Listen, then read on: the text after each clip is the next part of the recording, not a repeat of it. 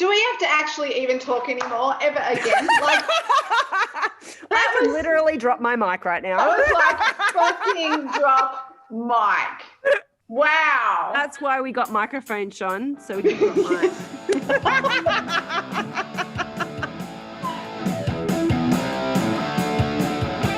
Welcome to the Wild Roads. I'm Shonah Lee. And I'm Paula Ivy. Join us for conversations about how we don't do stuff normal. How we choose the wild roads of life.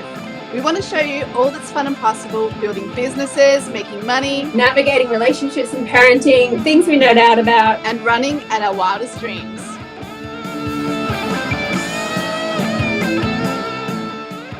Let's do this thing, Paula Ivy. Let's go, let's go, let's go. Yeah! We're up to like episode number 13.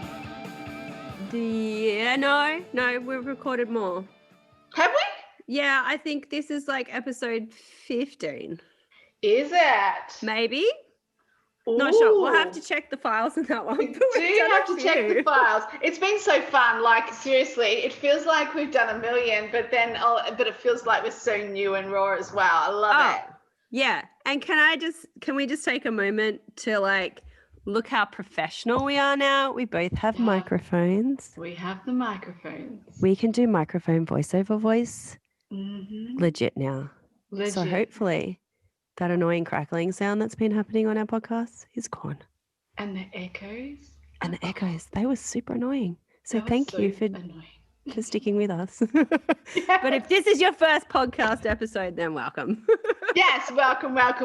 They'll be sounding a lot better. So yes, and thank you for sticking with us while we had training wheels on. We've Yes. graduated. We did. We have graduated. So, Paula Ivy, Yeah. man, Awkward question time. awkward question time. So if you didn't know, we kick things off with an awkward question to ask each other. Get you guys to know a little bit more about us. Shona and I can learn a bit more about each other too. But these are the kind of the questions that are really cool about learning about people, where they've like the life that they've lived, how they've grown up, all of those things. So hit me with it, Shona. All right. What is the song that you used to play, which you used to love, you used to get so into, that now you're just like, it kind of makes you ill? Like, you're just thinking, that is so lame. Why did I even consider that was a thing? What so was like it? I want to like vomit in my mouth when I hear it now song. Yeah. Yeah. Okay. Oh my God. Okay. So I was born in the early 80s. So I did a lot of my growing up years over the 90s, and we had some very interesting music in the 90s. Yes, we did. Very interesting trends. I would have to say the most cringy song that I can think of that I loved at the time, but now when I hear it, like I vomit a bit in my mouth, and like it's kind of would have to be Barbie Girl by Aqua. I'm a Barbie girl. Ah! Barbie girl. Oh my goodness. I can't diss you for it. It was huge. It was massive. And I even bought the album. I loved it that much. No, not just the single. You know, singles were huge and you buy like the little CD single. Yeah. I didn't even buy just the single. I bought the entire album. Did you play it in your car on the way to work and stuff? I don't know if I was driving at the time. It might have been around the time that I started to learn how to drive. Oh, But yeah, I that's remember probably it about mine. maybe being before then. I'll have to look at when it was released. I remember I was at my cousin's place and she had already bought the CD, and I was like so jealous that she already had it and I didn't have it. And then I had to go out and buy it because all I knew was the Barbie Girl song. And then I remember just dancing around her room listening to the whole CD on repeat, like over and over and over. I'm like, oh my God, it's the best CD ever. Oh, And wow. yeah. Then I went out and bought it, and The best thing ever is not really. on my own for a while. That's hilarious. I freaking love that. Oh my God. Well, Sorry. I was What was yours? I was born like mid-70s. So early 90s for me was, I turned 18 in 93. So I was starting to go to the clubs and stuff. Oh man. I was at that age where I wish that I was 18 and dancing to these really awkward songs in nightclubs and stuff. But now that I'm older, I'm kind of glad that I wasn't. Damn straight. I tell you why, because you have this, it's, oh my God, I don't even want to remember. Oh, tell us. It's a good one. Who remembers the song by Ace of Base? Oh! That goes, oh God, how does it go now? I saw the sign. Yeah. And it opened up my eyes, I saw the sign. Whoa, my God. whoa, yeah. The stroll to the bar, you got the shit going on. Stroll to the bar, get your drink. Is so cool song, mate. That comes on the radio if it ever comes back on the radio. But when it used to, like a decade ago, I would just like switch it off. I can't. It's like no. It's kind of like when you love a food and you eat it, and then one day you get sick because you ate too much of it, and now you won't even go near it. Yeah. That's like me with mandarins, because we grew up, our house that we grew up in had a mandarin tree, and I absolutely loved mandarins. And one day I ate like 7 mandarins in a row, just fully was like, oh my God, they're so good. And then I like vomited, obviously, because gross. And now I can't even smell a mandarin without like, my kids like will eat them and they're like, can you peel this for me? And I'm like, no. That's funny. No, I cannot. That's me with red wine. Oh, well, there you go. Too much red wine will do that to you. I've been scarred for 20 years. I cannot drink red wine. I can't even have a sip of it. Oh, really? It's well, great. I don't even drink red wine, so yeah. I don't really think that you're missing out on much anyway. That's so hilarious. You know what? What? I'm pretty sure it was I Saw the Sign. Was it that one? Oh, no. What was the other Ace of Base song? There was another one that they had.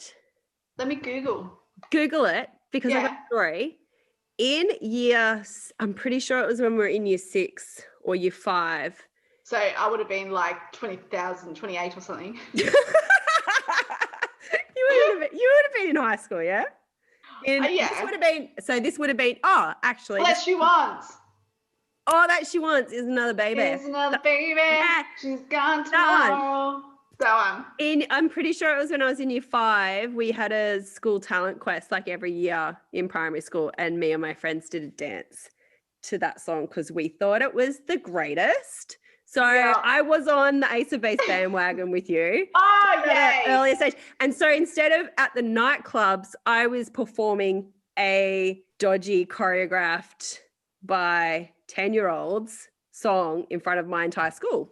Well, so same kind of did. Like, yeah. I kind of wish I was you. I don't want to be at the bloody clubs thinking that's the shit. That's just stupid. That's stupid. Stop and it. I'm pretty sure I wore a vest when I did that dance too. Did you? The Ace of Base vests were cool, man. They were cool. So funny. It's so funny. It's so funny how like, something like that will happen and everybody sort of jumps on the bandwagon of like, how cool is this? And they're all about it. But I guess that's part of growing up, is sort of doing that sort of stuff. Yeah. To find it's kind of like you don't like it, you just think you like it. Yeah.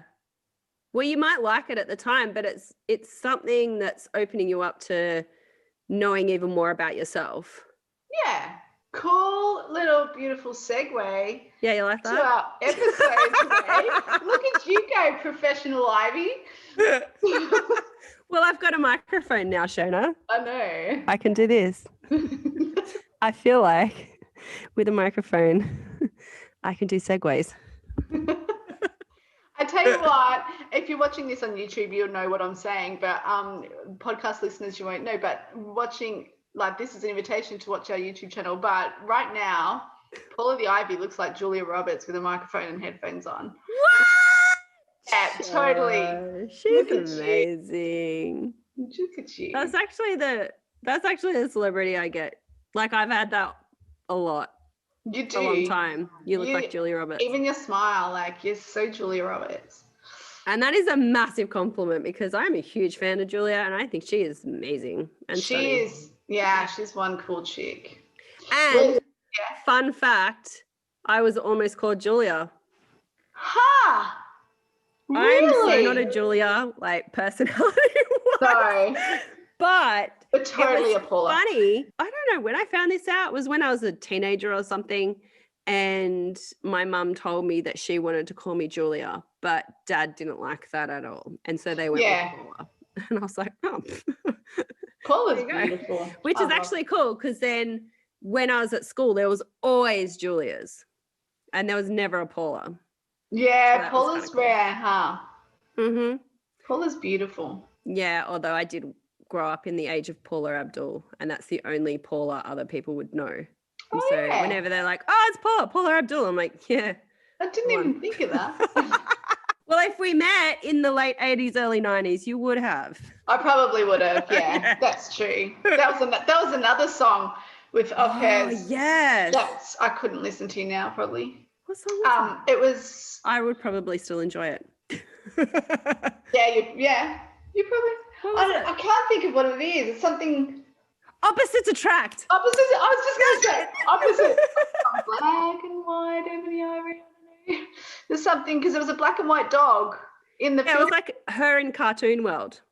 Yeah. It was kind of advanced for that time, doing cartoon and real person at the same time. That's what it was. That's right. It was a cat, I think. Was it a cat? Oh, was it a cat? It was a cat. Ah, yeah. Yeah. Anyway, we're digressing. What are we talking about again? We're talking about jumping on the bandwagon. I mean, how do you word it? It's not really brainwashing. It's not sheeple, as people say. How do you word it? For me, I see it as this energy of like, oh, that's right, that's wrong.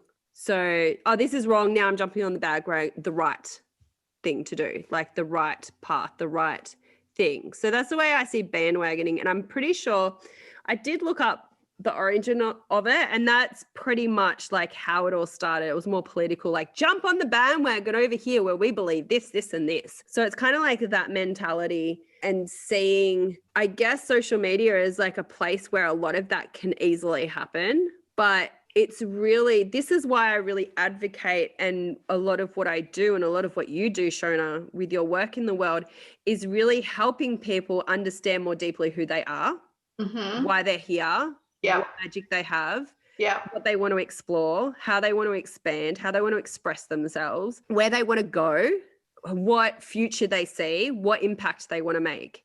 Because when you come from that space within yourself, it's much easier to take in the world around you and pick and choose what's for you and what's not for you, and be okay with that. And be okay to say, oh, that's really cool, but nah, like that doesn't really sit with me. But that's a really cool perception. And I really like where you're going with that, or vice versa, but that's just not for me. You do you. Yes. For me, sort of thing. So when we are in the world of, you know, coaching, mentoring, helping other people through courses, through personal development and that sort of world, when we're trying to help other people build things, there comes this responsibility with the influence that we create. Well, I don't know if the influence we create is, well, actually we do. We create these followings of people that really like what we have to say, because we have been the ones that stood up and said, hey, this is what I believe. This is what I see myself doing in the world. This is how I'm making an impact. And then showing people how you do that. That attracts people. Yeah. And, you know, they are, in inverted air quotes, likers, followers, subscribers, community, all of those sorts of, well, however you want to, you know, label it. It's the people that follow the work that you do and that are impacted by it, which is ultimately what we're wanting to do. But there's a responsibility that comes with that you share what it is that you are here to do in a way that doesn't, well, that you can't control other people, obviously, but in a way that it doesn't make other people feel like they have to jump on this bandwagon with you. This is the way that we do things here. And if you think differently, then, you know, off you go. Yeah, I love that. This is really, really cool. I think there's a massive distinction between inspiring people and dictating to. Yes. And the distinction around that is, yes, it comes across in the way that we talk about things and the way that we share things and our tonality and our intention behind it. But also the people or the person that is listening to that, it depends on where they are with that connection to themselves, with that confidence in who they are, with that connection to their own inner power as well. Because some people are highly influential and they're just like, yep, I'm over here. Yep, I'm over here. Yep, okay, cool. Yep.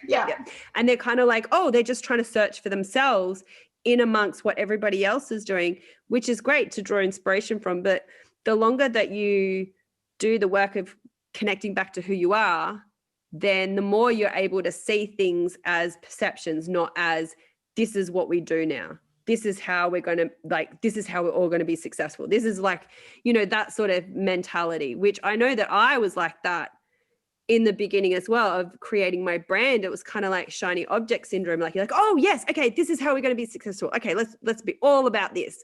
Oh no, wait, hang on, it's not working. Oh yeah, jump ship. Let's just jump on this bandwagon now. Whereas, you know, it's cool to agree with people and it's cool to try things that other people are doing that's working for them to see if it works for you.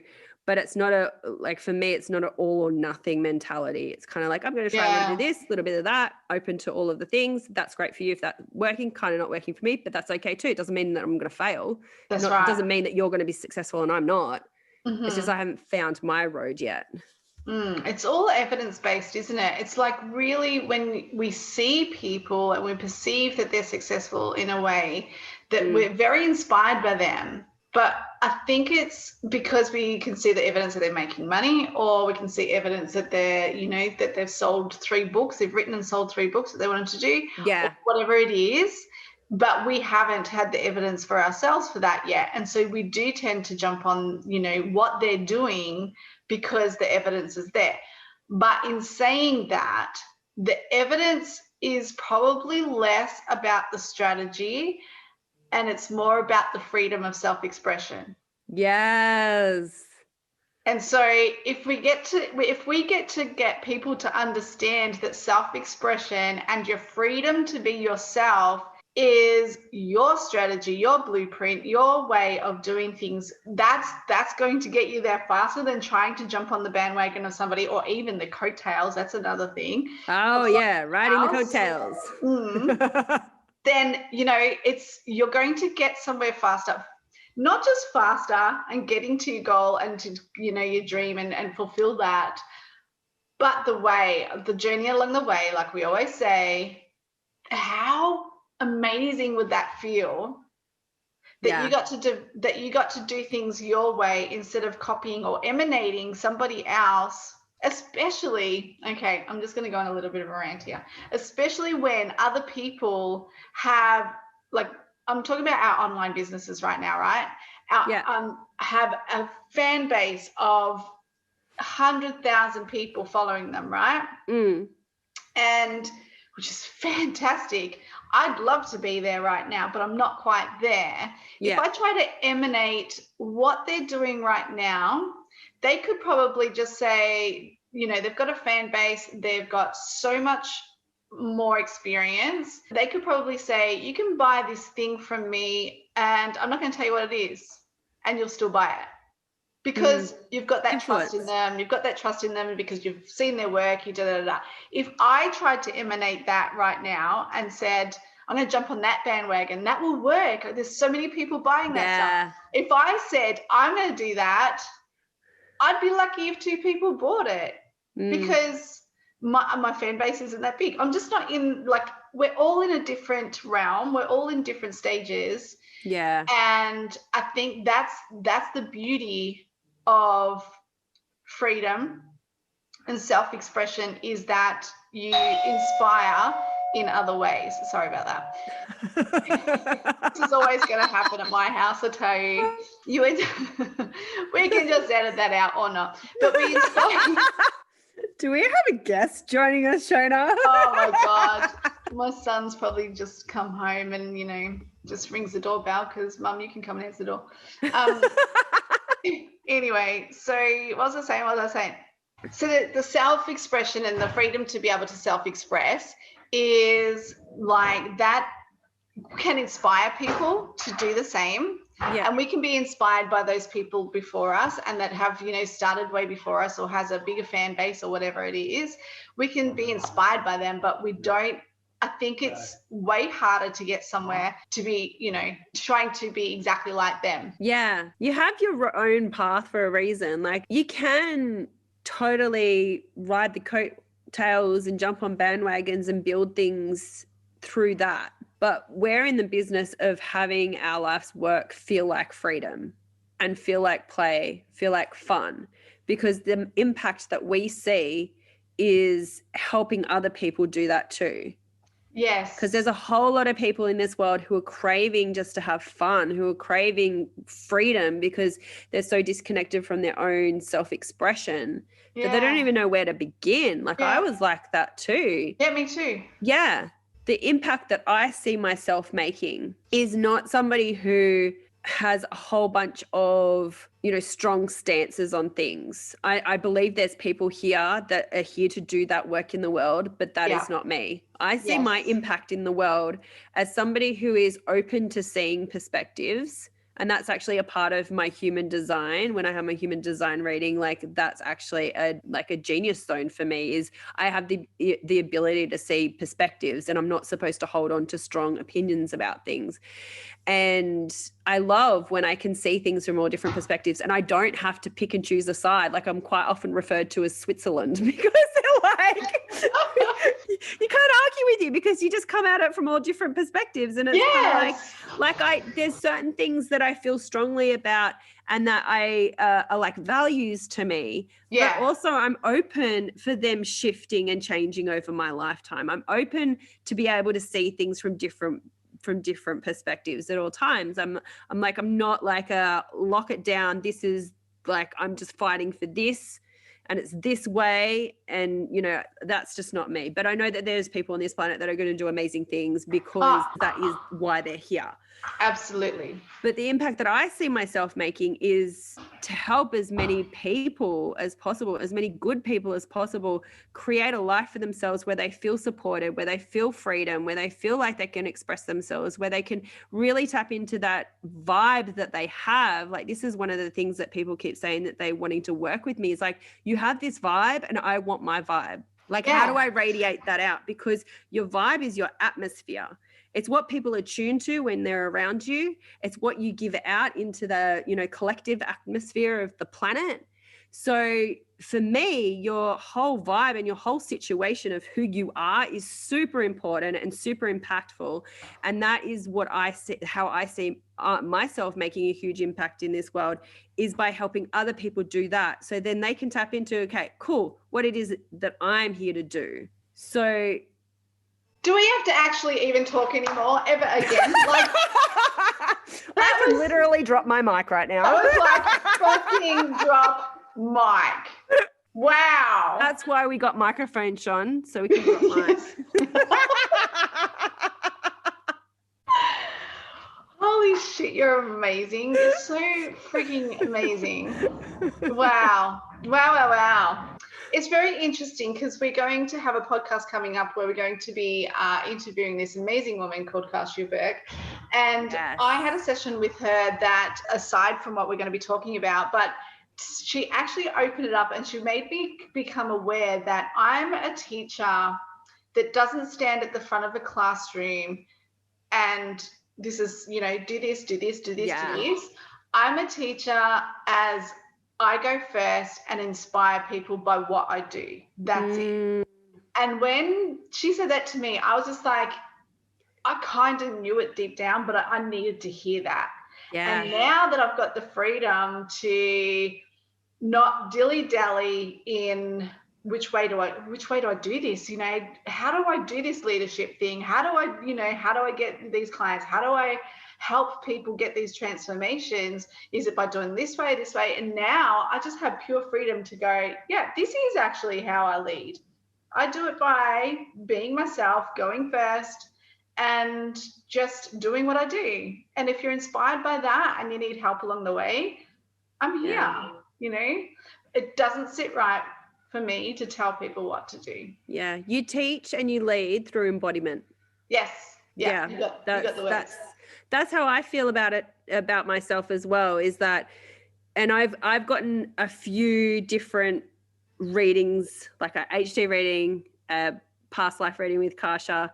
I've had a life purpose session with Maria. Like it's so interesting to see the crossovers, and like they all tell me the same thing, but in slightly different ways. And I'm like, oh my gosh. So this is actually me. It's coming from different sources, or the same source, but through different channels to me. And that is a lot about how I'm here to make an impact, is through who I am. Yes. I'm not here to be somebody who, teaches in a traditional sense, although there are people that are here to do it that way. And that's why I kept struggling with calling myself a coach, because I thought I should call myself a coach, because then I'm on the coaching bandwagon. I'm not dissing the coaching bandwagon at all. And I have hired coaches, and I have amazing coaches and had epic experiences with them. And I love what they do. But for me, it never felt right to call myself a coach. And I'm like, why don't I want to call myself a coach? This is interesting. I do want to help people. But that's when I really leaned into, I'm like, well, I'm a mentor. And a mentor is somebody who is doing the thing and teaches from a space of being. Yeah. And that is a big part of why I'm here, is that whole embodiment of who you be, of your being, your states of being, which is what I teach through photography. And I'm like, oh, that makes sense. Yes. And then it feels into like, okay, I can relax. I can now celebrate and cheer on people in all these other industries and who call them coaches, who call themselves this and that, because I'm like, I know who I am. I don't need to jump on any bandwagons now to make myself feel like I'm doing the right thing, in air quotes. Because that's what all we're trying to do, is we're just trying to do the right thing. Like, what's the next right thing? Yeah. What's right? I don't want to be wrong. What's right? But there is no right or wrong. It's just trying stuff and feeling into it. There is no right or wrong. It's like the other day when we said there's no safety, actually. You know, it's safety. There's no right or wrong. That's right. Exactly right. And that's the point that I want to make as well, because while there's different ways of teaching, there's different ways of learning. And so there's different ways, some people, and it's okay, need that leadership to go, hey, I can see this potential of you in you. Go do that. Go do that. That's actually all right. That's actually fine. Oh, yeah. Because I know I am so blind to a lot of the things. We have our mastermind that we're a part of. Yeah. And I go in there and I'm like, guys, I don't know. And you're like, Paula, it's blazingly obvious to all of us. It's this. I'm like, oh, it's that? And they're like, yeah. Yes. Go do that. I'm like, oh, okay. Yeah. And then that inspires you to keep going on, and it gives you a direction. And off you go, and then all of a sudden it just opens up this whole new thing that you're on your own again, and you're just like, okay, now I've got it again. It's almost like a push start. Sometimes we need a push start. Yeah, but it's also when somebody says that to you, it's an instant knowing too. You're like, oh, that is exactly what it is. You feel it in your body. Yeah. Your whole body reacts to it in a way of like you're going, oh, hell yeah. Like, how did I not see that? That's so freaking obvious. But it's like that versus coercion of like, oh, I should be doing that because if I don't, then this is not going to happen. It's like that fear, like if I don't do it, I'm going to miss out. Yeah. If I don't do it, I'm going to fail and I'm going to do the wrong thing and then I'm going to mess up and all the bad things are going to happen. Yeah. Yeah. That's a thing too. Interesting, because I think what's interesting to me is the fear of failure it's definitely probably conditioned from a very young age. Oh yeah, but I see it with my daughter already through school. Yeah, do you? Yeah. Oh, she's only 7 definitely. and she is petrified at getting things wrong. Yeah. And I'm like, I can see why there is an pandemic. Yeah, pandemic. There's a pandemic of younger kids dealing with anxiety issues and mental health. There's such a pressure on not getting things wrong. And some people feel that pressure a lot deeply than others. Some people are like, oh, I don't care if I get it right or wrong. I'm just here to have fun sort of thing. Yeah, that's right. But there's some people that just feel things in a different way. And they're like, okay, well, I want to do the right thing.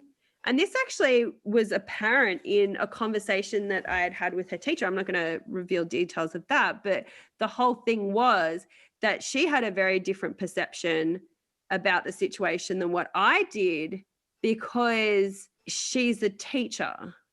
And when you're a child, especially a small child, you want to say the things to the teacher that the teacher wants to hear. Because then you're a good girl, then you're a good student, then you get a pat on the back, then you get a good mark, then you get a tick, then you get a sticker, you get a stamp, you get praise because you did the good thing, you did the right thing. If you do the wrong thing, it's like, no, that's not right. Here, like they might not say, oh, that's bad, and give you crosses. Oh my God, getting crosses on stuff, horrible, right? I guess it builds resilience. But for the most part, I really do believe that it's the way that we are brought up through the schooling system is a lot about, I have to get things right. And it's not, you kind of learn to disassociate with your intuition and trying things out and being curious about things and willing to get things, not quite correct on your way to get there. It's kind of like you have to do it right. And so true. Thinking more about, how do I do the things or say the things that the teacher is going to think is right over expressing how I'm feeling? Because if I say something that they're not going to like, that I think that they're not going to like, I don't like coming to school, I don't like doing this particular thing at school, they're going to think they're going to get in trouble because they're not doing what they're told to do. Instead of going, I don't like it because. There's any wonder that we grow and we get into our online businesses and doing this work that we feel the same way. Yes. It's hard to speak up and express yourself in that way. Absolutely. Because you don't want to be labeled as wrong. Absolutely. Wow. That's big. Yeah. Huge shout out and celebration to all the peoples who are putting themselves out there. Yes. Oh, and working through this, because we sure are. Oh, this is a thing. Like, we're taking a bloody wild road. I tell you that, because sometimes we do mess up. Sometimes, like it does. There's stuff that happens. We trip up, we mess up, but we've got to the point where we can switch that around and see what the gift is in that. And it's a beautiful way to find our own way. Yeah, but at the same time, how many of us beat ourselves up? We're both raising our hands. We're raising our hands. You can be in this industry. Oh yeah, I forgot you can't see. And we forgot to narrate that. Yes, we're going to narrate that. Shonah and Paula put both of their hands up with very eager and enthusiastic energy of, yes, that's me. Shonah's wiping the sweat from her brow. Oh my God. So yeah, I mean, this is a thing. And I think I know it is for you, Paula, but it is for me too in the work that we do, is that we want to encourage and hold space for people so that they can go. You can't really drop your fears. You work through them, right? Yeah. You are going to mess up. You're going to go through the things. And this is what we do. We lead by holding space, inspiring, and not dictating. And jumping on a bandwagon is an interesting way to look at it. If you're inspired by somebody, it's actually all right. Jumping on a bandwagon, making sure that it's your truth. Yeah. Because it's okay to be opinionated about something and feel strongly about something. But it's another thing to put it in the context of, like, if you're not on this wagon, then you're going to fail. This is the right way. Because a bandwagon, the way that I see a bandwagon is that it's influencing people in the way of shame or guilt. Yeah. Because if you're not going to join our bandwagon, then you're not invited to this party. That's See you right. later. Yeah, and even if that wasn't your intention from the start, it causes ripple effects. Everything we say causes ripple effects, and Yeah, it just being does. aware of that and taking responsibility for that. If there is a kind of mob-like mentality of bandwagon-ish behavior after something that you've said or done, people be peopling, and we cannot control what other people will do. So that's the thing, staying true to who you are and expressing yourself from a point of like, this is what I choose to do. Yeah. And you're welcome to join me, but That's you're also right. welcome not to. That's totally cool. That's it. It. Let people not be people. guilting or shaming people or bashing the way people are doing things. No. Just because it doesn't align with how you want to do things. That's it. I love that. Don't need to discriminate. Yes. In any shape or form. Yeah. Beautiful. I love this subject. It was awesome. Loved it. That was a good one. Really good Let one. us know what you think if you're watching this on YouTube. And tell us what you think of the new microphones. And also, we want to hear, what is your song that you used to love that now makes you want to vomit in your mouth when you hear it? Never gonna give you up. Never gonna let you down. Rick Astley. He was good. That's kind of fence line, because I hear that song and I go, oh, it's a bad song, but I still kind of dance to it. Yeah, I know. we're 80s, 90s tragics, honestly. We are. But Love Barbie it. Girl, I'm like, nah, turn that off. I can't even. Yeah, same. Ace of base, boom, off. Yeah, it's the Mandarin effect. The Mandarin, yeah. That with a bit of red wine, you're in trouble. Well, how good was red wine? Stay close to me. Oh, I've got the headphones. Oh, yeah, there she goes. She's holding the headphones, yeah. Ah. Okay, we're going to stop this before I start singing anymore. Oh, my God. Imagine if we did a whole karaoke podcast. It would be funny. terrible. There goes the wild roads. Plummeted. We might need Simon, your faux husband, to get the what's it called? The auto tune. Oh yeah. To make it sound good. 'Cause Yeah, we'd have to have that. Definitely on me. Yeah. Oh my god. All right, sister. Let's get out of here. Thanks for joining us, everyone. We'll see you next time. Bye. Wild Rose. Wild Rose. Wild Rose. Wow.